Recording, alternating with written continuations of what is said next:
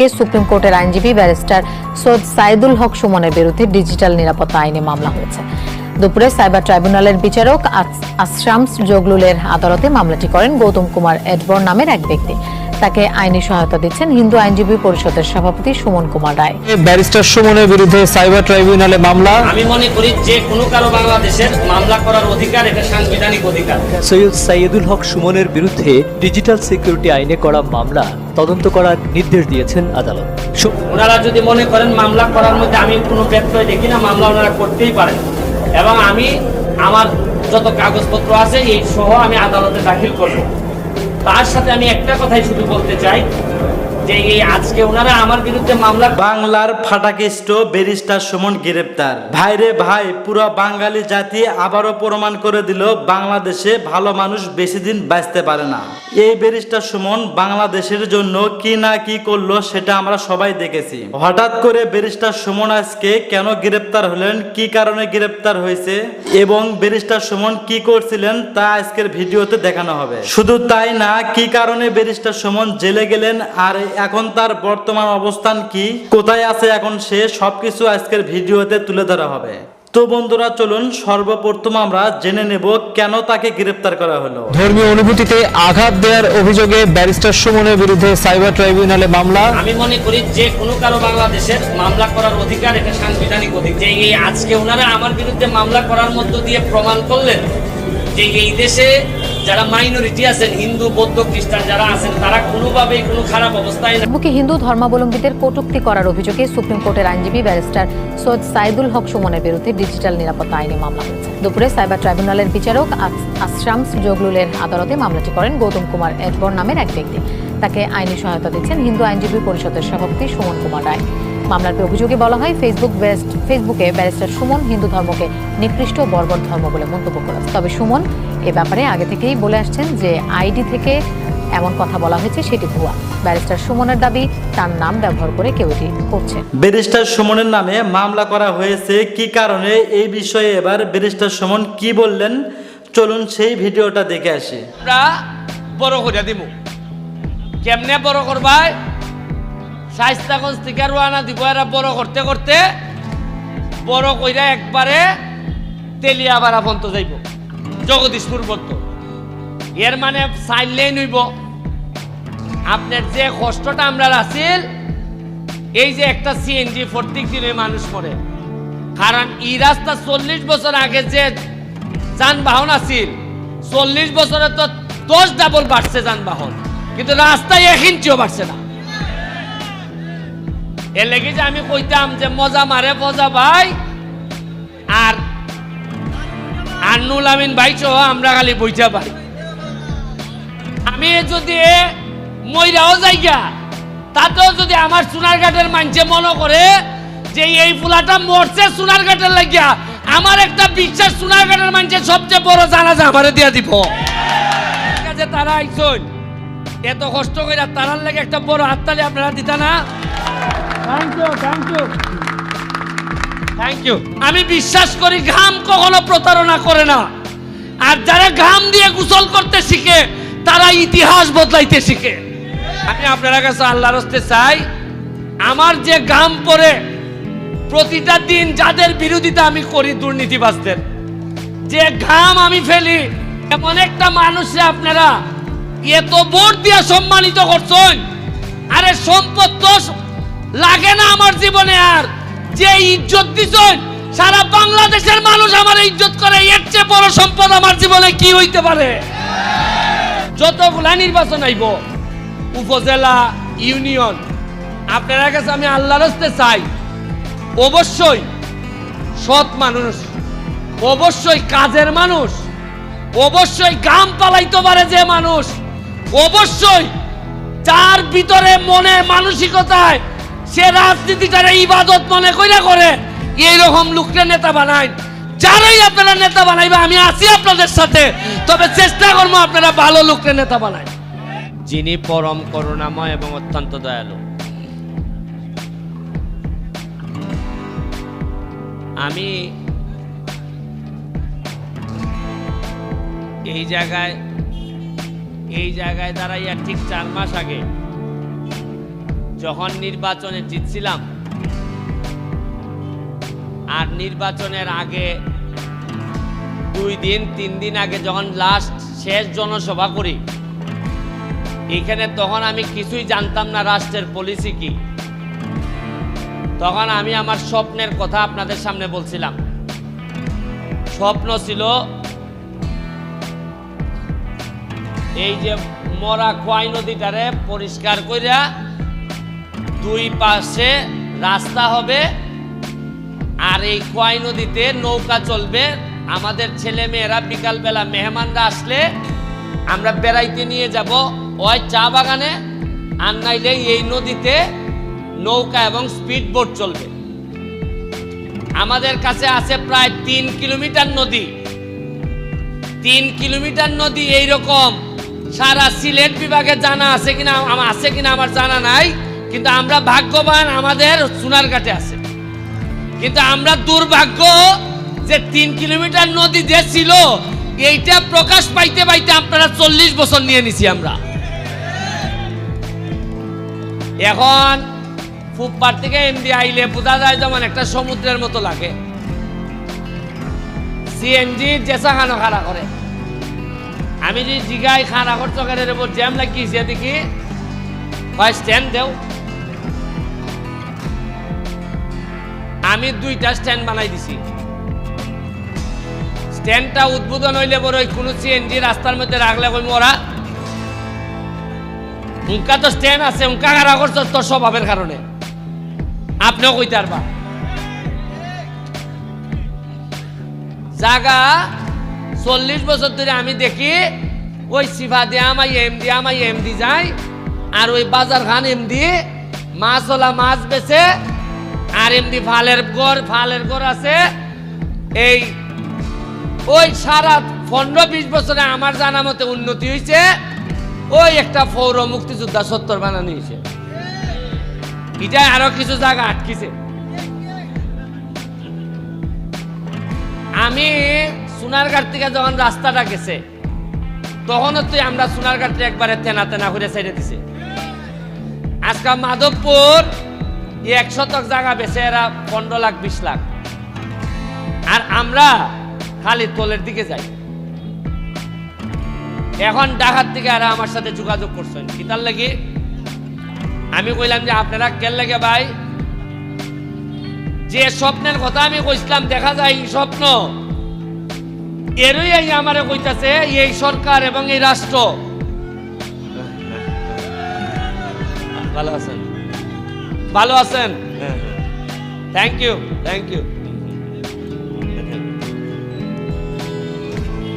এরই আমারে কইতাছে যে ভাই তোমার রাস্তাটা আমরা বড় করে দিব। কেমনে বড় করবাই? শাইস্তাগঞ্জ থেকে রওনা দিব, এরা বড় করতে করতে বড় কইরা একবারে তেলিয়াবাড়া পর্যন্ত যাইব, জগদীশপুর পর্যন্ত। এর মানে 4 লেন হইব।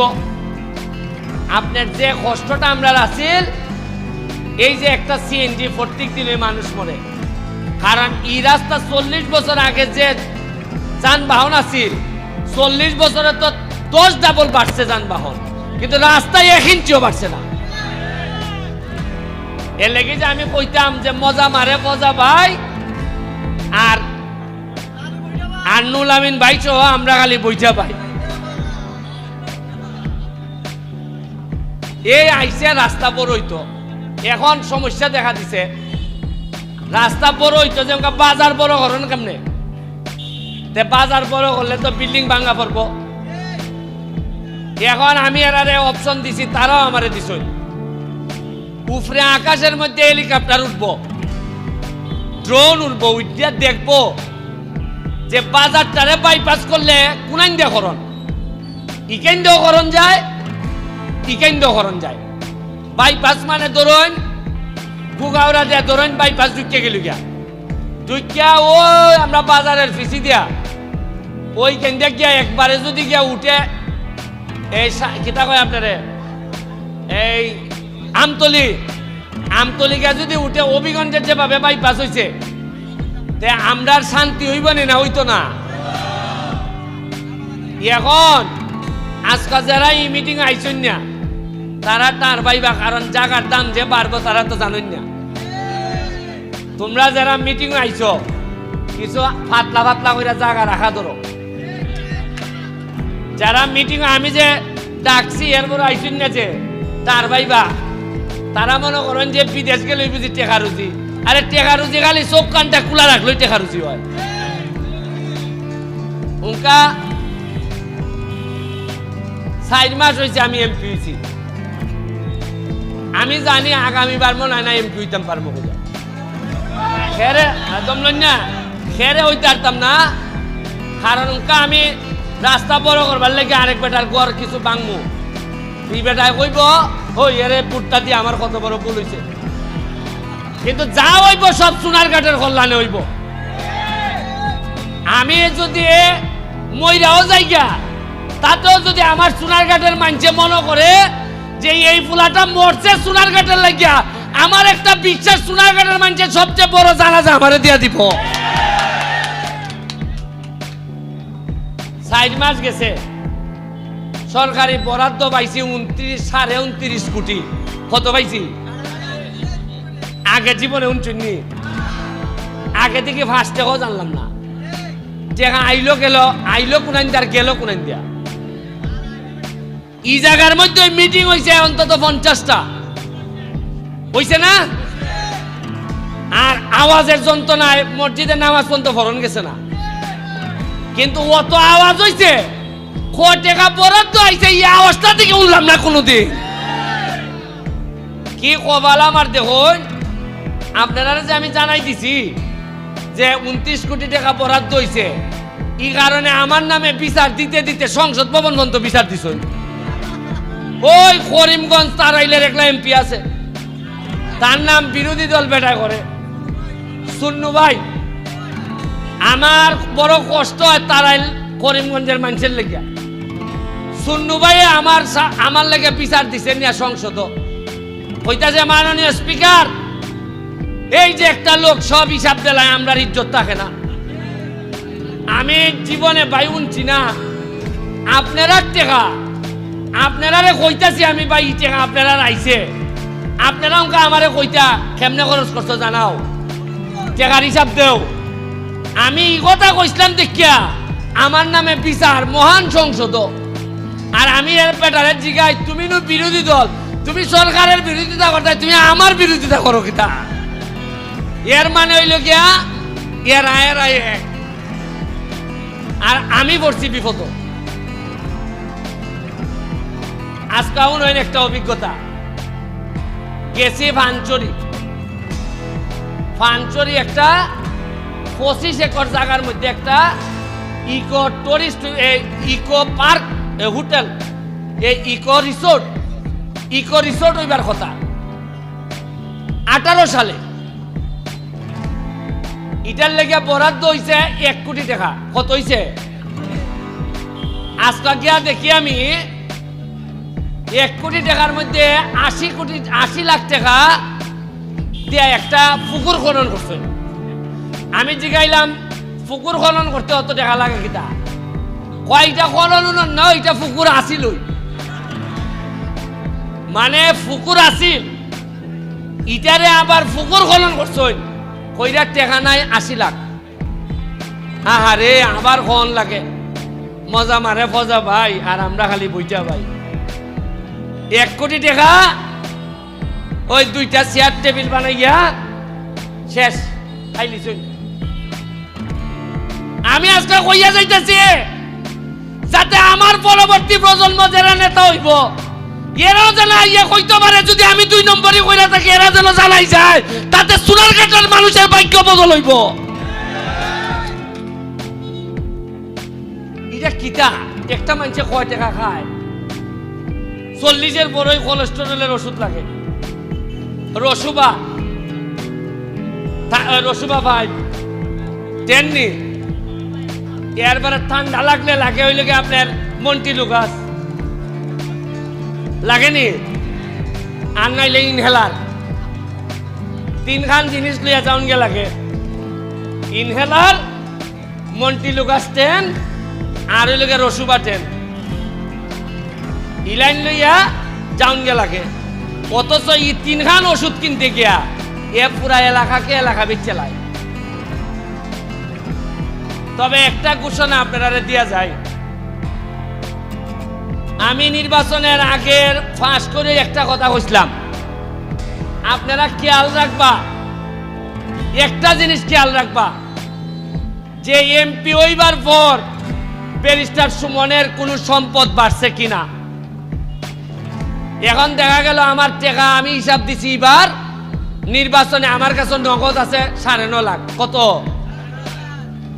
আগামীবার নির্বাচনের সময় আমি যদি হিসাব দেই আমার কাছে আছে টাকা 9 কোটি, আপনার মনে প্রশ্ন আইবনি অত টাকা আমার লাই করতে কি আইবনি? খালি কথা দিছি, সোনারঘাট, মাধবপুর, ঢাকা, আমেরিকা, লন্ডন, পৃথিবীর কোন জায়গায় আমি আর আমার পরিবার মানে হইল কি আমার বউ বাচ্চা, আমরা কোন ধরনের সম্পদের মালিক হব না, ফ্ল্যাটও না, ফ্লোটও না। সোনারঘাট আমি নতুন কোন আমার বাবের যে আছে ইলাইন তো আর আমি দিলাইতার না সোলমুখিতা দিয়া, ওই যে আমরা ফিরের বাজার যে বাসা খান আর বাসার সামনে যে আমরা সমিল উমিল যেটা আছে, এটা ছাড়া নতুন 1 শতাক জায়গাও আমি কিনতাম না। এর মানে আমার রুজি নাই। ব্যারিস্টার হিসাবে একটা মামলা করলে 5 লাখ টাকাও পাই। আরো অঙ্কায় এমপি হইবার পর রুজি আরো বাড়ছে। মানুষে মনে করে না বা সৎ মানুষ, তারে মামলাটা দেও। সব টাকা আইনা, যে টাকা রুজি করে সব টাকা আইনা মাধবপুর সোনারঘাটের মাটিত মিশাই দিতেছে। এই যে মরাগাং, এটা জিতা করতে গিয়া বিল দিছে আমারে 113 থেকে কতদিন, 125 দিন ধরে 2টা এক্সকাভেটর চলতেছে। খরচ করছি প্রায় 80 লাখ টাকা, 81 লাখ। এর মধ্যে সরকার থেকে পিআই এর মাধ্যমে বরাদ্দ পাইছি 9 লাখ অনলি। তাও আবার এই 9 লাখ হইল গিয়া একটা কিতাকরণ লাগবো, ফাঁকা এই কিতাকর রাস্তার যে গাইডওয়াল, ইভন তো বরাদ্দ পাইছি খালি টিয়ার কাবিকা, এটা লেগে আমি যার ইচ্ছা দিতাম পারবো। আর মজার জিনিস নই, আমি যে কাম করতেছি মরাগাং পরিষ্কার করা, 100 দিন করার পর আইসে ঢাকার থেকে প্রজেক্ট ডিরেক্টর দেখবার লাগে যে এত ভালো কাজ করতেছ। উনকা আইয়া উনলাম, বেটা যখন অফিসিয়াল লোক আইছে তখন আইয়া উনকা পৌরসভায় কয় এটা তো টেকার দরা আছে, আমরারই আছে। মানে পৌরসভা এটার লেগে বরাদ্দ পাইছে আমরা জানিই না। তা আমি কইলাম বেটা পৌরসভা, তোমরা এই কথা গান জানাইতে আমার 100 দিন নিলাই, যে অলরেডি তোমরা টাকা বরাদ্দ আছে, খামই করছো না। এরা চাইছে আমার উফিদা ফেলাই দিত। আপনারা কোনোদিন উনচইন পৌরসভার বরাদ্দ আছে এমনি দেখেমনে গেল?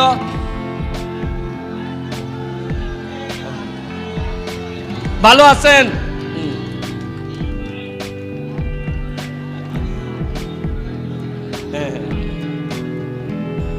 বুঝছেন না আপনি? পৌরসভার যে টাকা বরাদ্দ আছে এটা আমরা জানি না। ওকে এই কথা কইতো কিলায় যে ওই মেয়ে টাকা বরাদ্দ এটা কাম করাও না করে, বা আমিও তো পরিষ্কার করার পর জানলাম করে। আমি তো জানি না, প্রেস ক্লাবের প্রেসিডেন্ট সেক্রেটারিও জানে না। আরে সাংবাদিকে জানতো না নি, কিছু গোপন অনুসন্ধান করতো না নি, এরাও জানে না। এই যে আমার নুল আমিন ভাই হয়ে গেল আসেনি, নুল আমিন ভাইয়া আমার অতটা জানে, কিন্তু আমার কোন বন্ধু বেলে 2টা শাড়ি ভাইলিছে এটা জানে, আর এটা জানে না। কি মরছি আমি জীবনে উনচিলানি, ঈদের সময় শাড়ি পাওয়া যায়, লুঙ্গি পাওয়া যায়। এবার আমি কইয়া দিলাইছি যে শেখ হাসিনায় তো আমারে 400 শাড়ি আর লুঙ্গি উঙ্গি দিছ, কইয়া দিয়ে আমি সব বন্টন কইয়া দিলাইছি। এরপরে আবার কিলা গিয়া লাগাইছে, হয় 2টা শাড়ি বেলে আমার কোন বন্ধুর বউয়ে পাইলিছে। আর এমন ভাবে নিউজ করে সাংবাদিকরা, বোঝা যায় বন্ধুর বোর সাথে আমার সম্পর্ক। আমি এবার সিদ্ধান্ত নিছি, জননেত্রী শেখ হাসিনারে গিয়া কইমো, ইটা বেজাল উজাল শাড়ি আর দিওই না, খালি লঙ্গি দিও। এই হইল কি আমরার অবস্থা। সবচেয়ে বড় সমস্যা হইল, আমার লেগে দোয়া করুন, আমার এখন বেঁচে থাকা হইল সবচেয়ে বড় চ্যালেঞ্জ।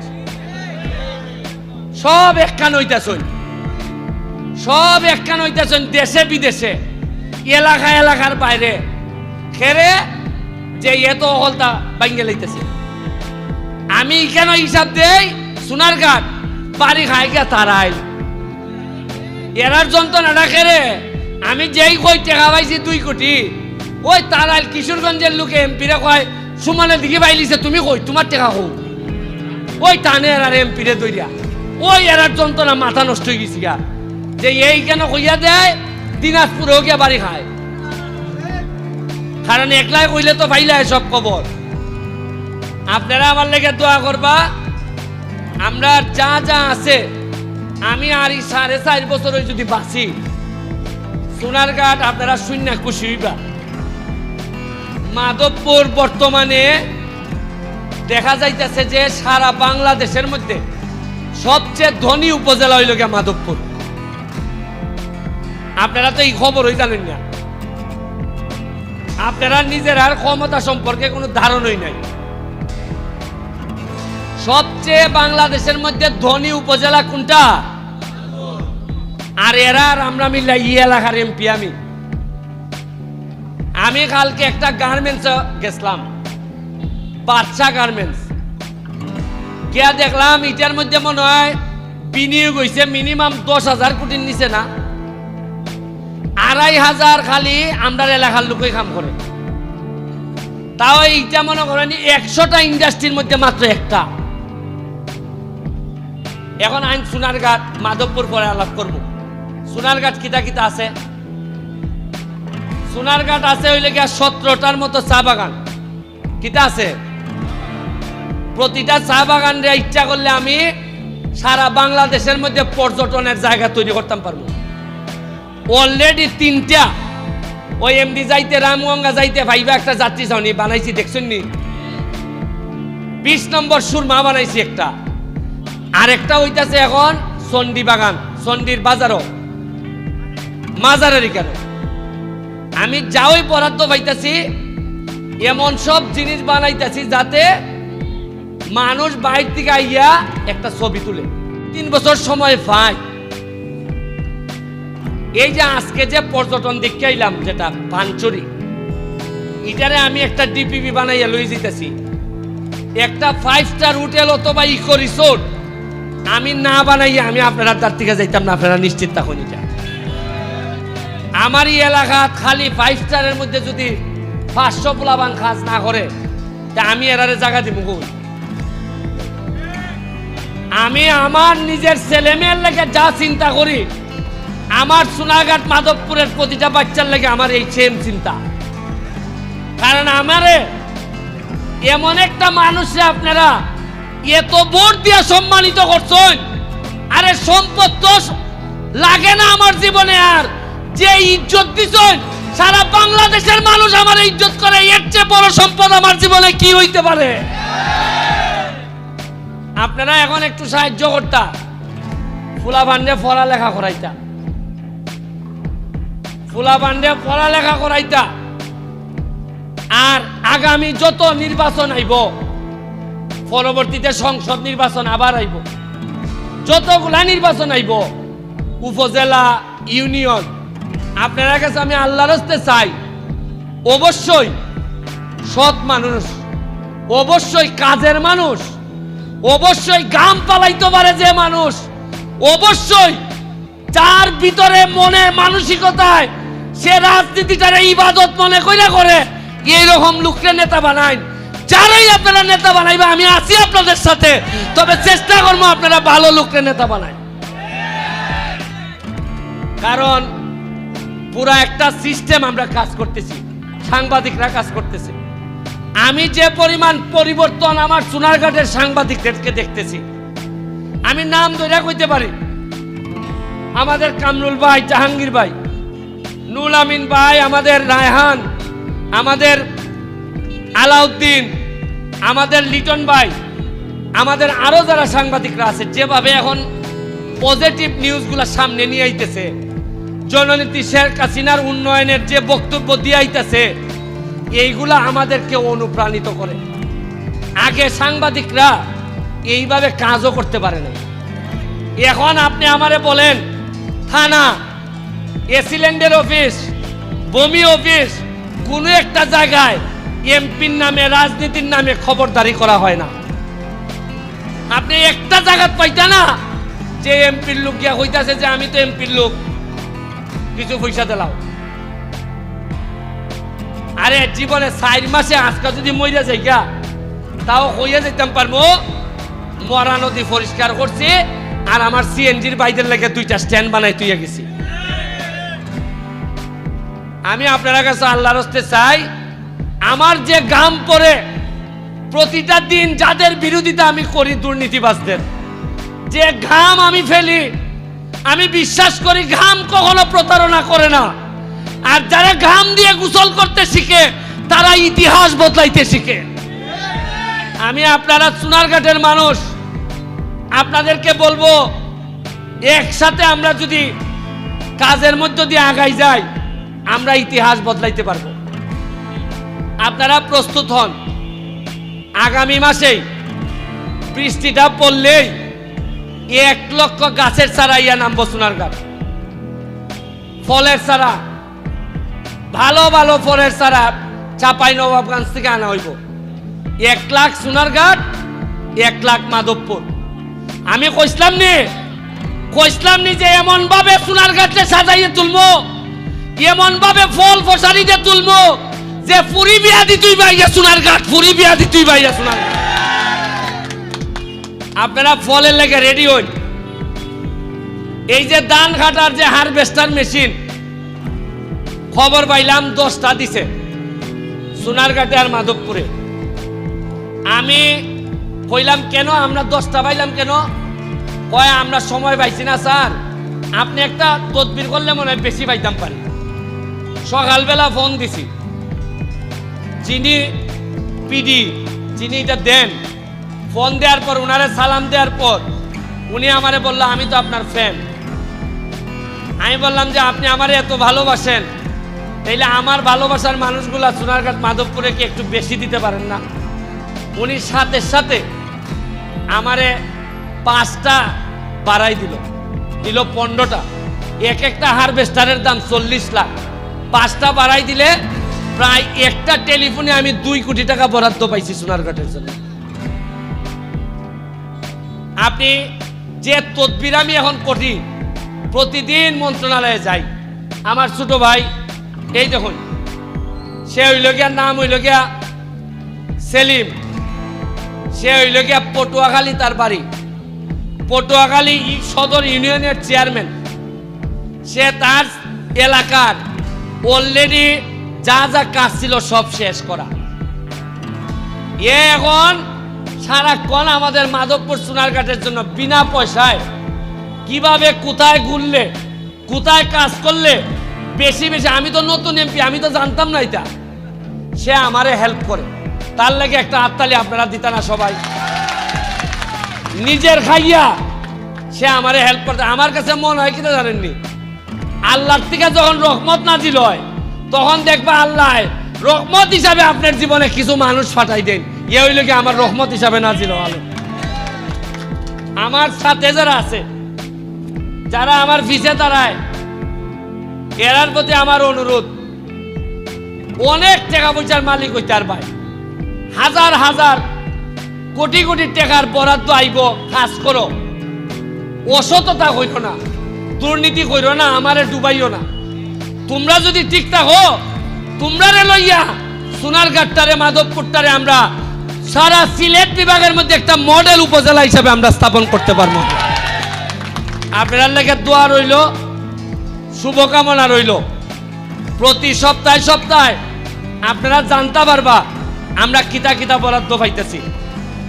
আপনারা জানাইবো সারা বাংলাদেশের মানুষ আমরার কাছ থেকে জানবো। আর আমরার এলাকার এখন একটা ইমেজ তৈরি হয়েছে, সবাই জানে যে সোনারঘাটের মানুষ ব্যারিস্টার সুমন এই এলাকার এমপি, তারা ভালো করতেছে। আপনারা কাছে আল্লাহর হস্তে চাই এমন কোনো কাম করেন না যাতে আমরা এলাকার বদনাম হয়। আমি চেষ্টা করবো এলাকার সুনাম বাড়াইবার লেগা, আপনারাও এই চেষ্টাটা করবা। আর মসজিদ, মাদ্রাসা, মন্দির, রাস্তাঘাট যা যা আছে আপনি চিন্তা করতে পারতেন না 4 মাসের মধ্যে 9টা নতুন মাঠের কাজ হইতেছে। মনে হয় অন্তত 18টা ব্রিজের কাজ চলতেছে। আমি আসার পরে 8টা সরকারি ব্রিজ পাইছি। এটা যাওন লাগে, তদবির করণ লাগে। আপনি খালি লাস্ট কথা কইয়া যাইয়া আগে কিভাবে এলাকাটা চলছে একটা ধারণা দেই আপনারা। আমি এমপি হইয়া গেছি ঢাকা, মন্ত্রণালয়ে গেছি, গিয়া কই যে কোনো বরাদ্দ আছে নি রেব আমার লাগিয়া? কয় না, সব এমপিদের বরাদ্দ শেষ, আপনার নতুন বরাদ্দ আইলে নি তুইবা। আমি কইলাম দেখো যান সোনাঘাট মাধবপুর কোনো বরাদ্দ আসেনি। টুকাইয়া দেখা যায় একটা পাওয়া গেছে 2 কোটি টাকা মসজিদ মন্দিরের লেগে। আমি কইলাম ইটানো সবাই নিচে গে এমপিরা।